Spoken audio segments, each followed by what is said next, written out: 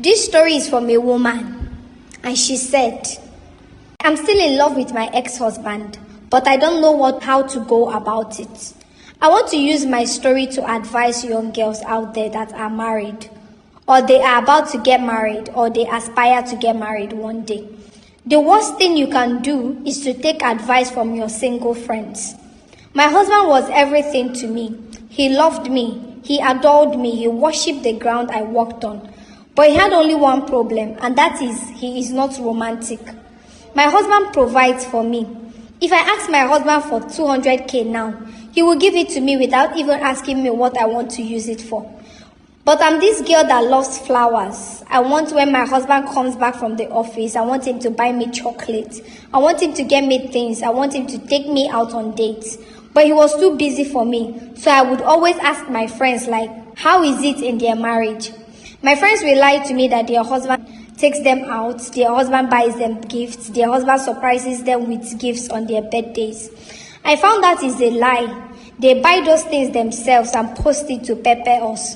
So I felt my husband wasn't doing enough. So because of that, I applied for a job because I got bored at home. My husband was in support of it, so I started working and I started making huge money. So I no longer had respect for my husband. I will come home instead of going to the kitchen to cook. I will relax and buy takeaway, knowing fully well that my husband doesn't eat takeaways. My husband only eats homemade food, cooked by me. Each time my husband will complain, I will tell him that I just came back from work and he does not expect me to come back from work and go into the kitchen and cook for him. He reminded me that he never wanted me to work, that he can actually foot our bills comfortably without complaining. But somehow the money I was making got into my head and my friends also got into my head. They will tell me that it's better that I am single instead of coming home and meeting a nagging man. And these words came from my single friends because after I found out my married friends were lying to me about how their husbands were treating them, I decided to cut them off, and then I made new friends. My friend told me that I have enough money to start up my life, to set up my life and to live the kind of life I wanted. I can travel the world, that I don't even need my husband to do that anymore. She advised me to leave my husband, which I did, because after my husband kept on complaining and he couldn't take it anymore, he told me that he wanted us to go our separate ways. I agreed because I was even tired of the marriage. When I left my husband's house and I started living alone, that was when it dawned on me that this man has been the one even keeping us together. He has been the one taking care of me. He has been the one loving me. Just that he didn't love me the way I wanted to be loved.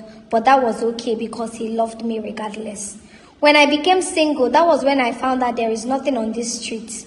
Imagine leaving your husband just because he cannot get you the romantic things you want. And now you are out of marriage.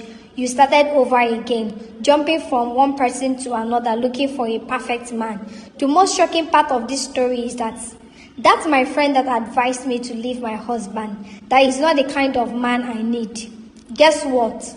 She is going out with my ex-husband. In fact, I think she's even pregnant for my ex-husband. I never knew she advised me to leave my ex-husband because she wanted to take my place. When I found out about this, I felt betrayed. I felt hurt, and I tried to go back to my ex. But he doesn't want me anymore. In fact, he has moved on. He told me that we can never in this life come back together again. I don't know what to do, and that's why I'm writing this story. So please, if you've ever been in my shoes, please, how did you do it? And if you are a married woman that is divorced and somehow you and your ex-husband got back together again, please, how did you do it? Because I really want to go back to this man. There is nothing in this street for me.